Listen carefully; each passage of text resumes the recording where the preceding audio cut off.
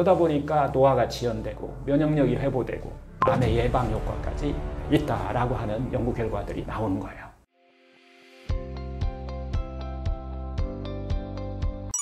하루 두 끼 간헐적 단식, 어떤 효과가 있을까요? 요 하루 두 끼 먹는 간헐적 단식은 제가 한 20년 이상을 하고 있기 때문에 요 효과는 이제 제 기준으로 해서 말씀드릴 수 있지만 일단 의학적인 기준으로 이야기를 좀 해드리면 좋을 것 같아요. 하여튼 요즘 상당히 많이 뜨거운 건강법인 것 같아요. 하루 두 끼만 먹는 분들 그래서 상당히 많아지고 있죠. 근데 이게 정말 효과가 있느냐라고 하는, 특히 이제 막 노동을 하시는 분, 뭐 다양한 이제 직업군을 갖고 있잖아요. 이런 분들한테도 질문이 많이 들어오는데요. 이게 상당히 오래됐어요. 이 건강 식사법이. 그래서 유행처럼 지나가는 건 아니라는 거예요. 그러다 보니까 이게 서양에서도 정말 과학적인 어떤 연구들이 상당히 많이 이루어지고 있다는 거예요. 그래서 결국 간헐적 단식이라고 하는 것은 하루 중에 특정 시간에만 식사를 하고 나머지 시간은 공복을 유지한다는 데 특징을 갖고 있어요. 가장 많이 하는 방식은 16대 8, 저는 이제 18대 6을 하고 있는데 18시간 공복 시간 유지하고 6시간 안에 이제 먹는 거예요. 이때에 중요한 것은 보통은 아침 건너뛰는 거예요. 점심, 저녁 하루 두 끼만 먹는 거죠. 과학적으로 봤을 때도, 우리가 의학적으로 봤을 때도 이걸 처음으로 만드신 분은 지금으로부터 한 100년 전, 1928년으로 제가 기억해요. 일본의 자연의학자죠. 니시가 조조 많이 들어보셨을 거예요. 이분이 이 간헐적 단식을 최고의 건강법으로 이렇게 병을 치유할, 자연의학적인 치료를 할 때 이걸 들고 나오신 거예요. 이걸 치유의 근본으로 삼았던 거죠. 그래서 이제 100년간 정말 많은 효과와 치유 효과를 경험을 축적해 놓은 거예요, 이게. 그러다 보니까 지금은 뭐 하버드대, 존스 홉킨스대 같은 이런 세계적인 연구기관들이 이 방법을요, 미래의 식사법으로 연구 중이에요. 왜 두 끼만 먹는 게 정말 건강에 그런데 좋을까요? 이유는 바로 우리 몸의 생체 리듬 때문입니다. 노벨 생리의학상을 수상해요. 이 내용으로, 이 기전을 밝혀서 바로 24시간 생체 리듬을 밝힌 거예요. 이 연구는 우리 몸이 24시간 생체 리듬에 따라서 소화하고 배출하고 회복하는 그런 기능을 한다는 것이 이게 생체 리듬으로 밝혀집니다. 하루에 이렇게 3등분을 하는 거예요. 새벽 4시서부터 정오 12시, 8시간이죠. 이 시간에는요, 이 생체 리듬에 따르면 해독하고 배출하는 시간이라는 거예요. 밤새 쌓여있는 이 노폐물을 배출하고, 이때 또 모틸린이라는 호르몬이 집중 공복에 나오는 호르몬이에요. 특히 아침에만 나온대요. 이 호르몬이 결국 장내에 연동운동을 시켜서 해독이 잘 될 수 있어요. 배출이 잘 될 수 있도록 도와준다는 건데요.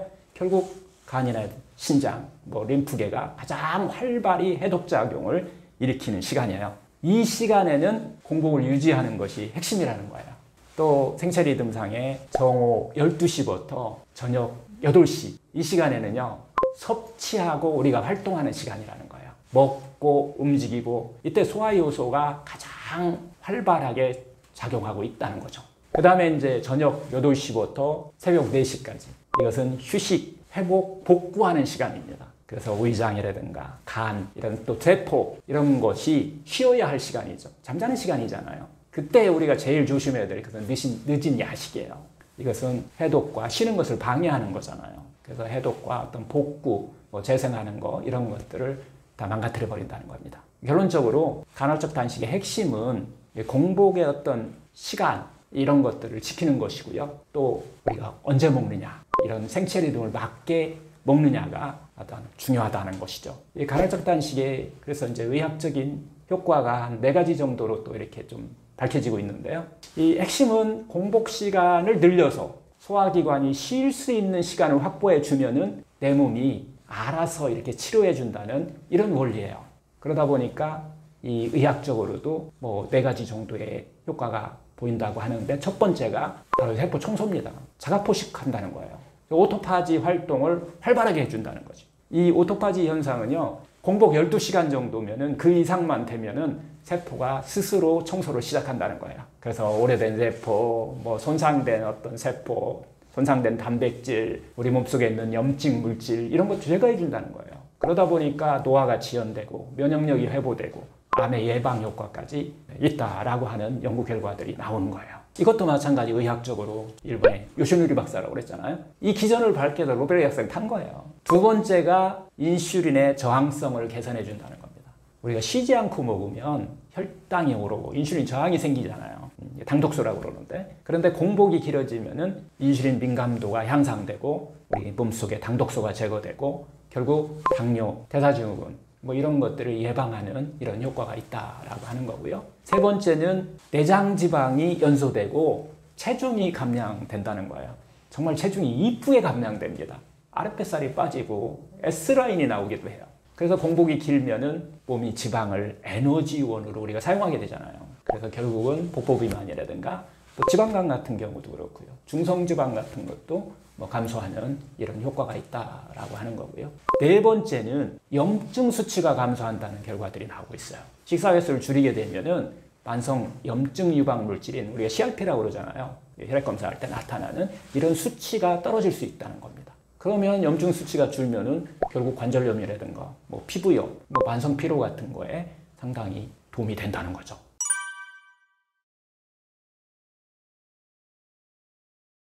그래서 이제 우리가 간헐적 단식을 효과적으로 실천하는 세 가지 원칙 전략이라고 할까요? 세 가지 원칙이 있어요. 이 세 가지 원칙을 잘 지켜야만 간헐적 단식을 성공할 수 있어요. 첫 번째는 한 번에 그냥 딱 18시간 이렇게 공복을 하려고 하지 마시고 공복 시간을 점진적으로 이렇게 늘려가는 거예요. 처음부터 16시간, 18시간은 무리인 사람들이 상당히 많습니다. 그럼 뭐 10시간, 12시간, 14시간, 16시간 이렇게 순서대로 늘려가는 거예요. 두 번째는 결국 이 하루 두 끼 먹는 경우는 식사의 질이 핵심이에요. 두 끼만 먹는다고 뭐 라면이나 빵이나 뭐 인스턴트 막 이런 걸로 채우면 이건 절대로 안 하니만 못합니다. 반드시 채소와 뭐 과일, 또 현미 같은 영양소 균형이 맞는 이 복합탄수화물 같은 것이 반드시 들어가야 되고요. 그 다음에 뭐 식물성 단백질, 뭐 생선, 뭐 발효식품 다 괜찮습니다. 이런 것들로 균형을 이루는 식단이 돼야 됩니다. 세 번째는 공복 시간엔 따뜻한 수분을 섭취하는 것이 상당히 중요합니다.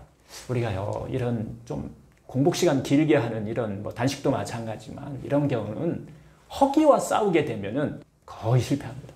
그래서 따뜻한 물이나 뭐 보이차도 괜찮고요. 뭐 허브차 좋아요. 제가 제일 많이 쓰는 건 미소된장국인데, 그래서 미소된장국 같은 걸 이렇게 추천해서 배고프지 않도록 몸이 좀 쉬는 시간을 길게 해주는 거죠. 이 세 가지 원칙을 좀 지키시면 간헐적 단식은 몸을 개선하고 고치는 최고의 어떤 시간표가 될 수 있어요. 하여튼 무작정 굶지 마세요. 몸을 좀 존중하고 리듬을 회복하는 이런 단식이랄까요? 소식. 이게 진짜 간헐적 단식입니다. 정리해보면요. 이 하루 두 끼 간헐적 단식은 그저 굶는 다이어트가 아니라는 거예요.